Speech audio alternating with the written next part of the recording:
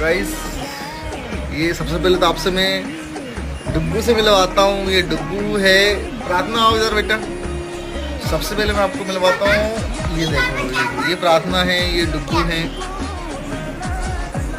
ये सब आप देख रहे हो यार, इतना मेहनत कर रहे हैं, यूट्यूब पे वीडियो डाल रहे हैं, इसका मतलब ये नहीं, लेकिन मैं एक दिन बैठूंगा और आप लोग देख रहे होंगे, मैं आपको बताऊंगा कि देखो कितनी मेहनत करके यहाँ तक पहुँच गए, साला मज़ा आ जाएगा। धन्यवाद।